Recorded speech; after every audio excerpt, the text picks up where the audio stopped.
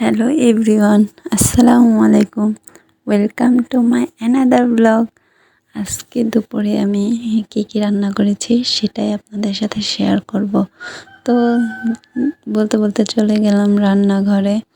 রান্নাঘরে যাই, ক্যামেরার সামনে একটু ভাব নিচ্ছিলাম, চলো দেখাই দেয় আজকে আমি দুপুরের জন্য কী কী রান্না করেছিলাম। এটা ছিল পাঙ্গাস মাছ। কিছুদিন আগে দেখাইছিলাম 5 কেজি ওজনের পাঙ্গাস মাছ, সেটাই ভুনা করছিলাম। বাচ্চারা, বাড়ির সবাইরা পাঙ্গাস মাছটা খাওয়ার জন্য। আর রান্না করছিলাম ডাল। আর আমি কখনো পাতলা ডাল রান্না করি না, ঘন করে রান্না করার চেষ্টা করি, কারণ পাতলা ডাল আমার একদমই ভালো লাগে না। আর ছিল শাক। এই শাকটার নাম মেবি দাঁড়া শাক, আমার ঠিক মনে নাই। যাই হোক, আর ছিল সিম দিয়ে আলু দিয়ে ইলিশ মাছ। তো আমি তো সব সময়ের মতো ইলিশ মাছটা পছন্দ করি, তো আমার জন্য সিম দিয়ে ইলিশ মাছ রান্না করছিলাম। তো রান্না বান্না শেষ করে চলে গেছিলাম ছাদে। ছাদে যেয়ে দেখি এত কাক বসে আছে, এক ঝাঁকেরও বেশি। তো সেটা দেখে আর বসে থাকতে পারলাম না, তো আমি ভিডিও করতেছিলাম।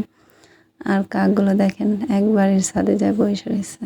আর ইদানিং দেখতেছি সকালবেলা কবুতর উঠতেছে, দুপুরবেলা এত কাক, বুঝলাম না, এতদিন দেখি নাই, কিছুদিন ধরে দেখতেছি।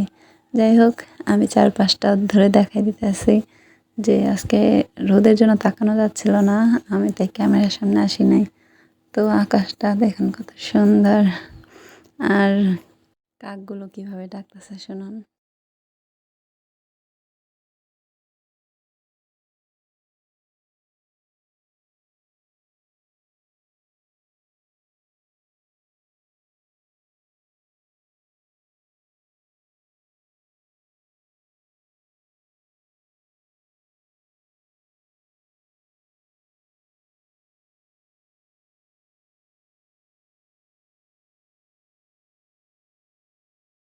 তো কাকগুলো ঘুরে ফিরে খালি ওই বাসার ছাদটার মধ্যে বসতেছে, আর কোথাও না।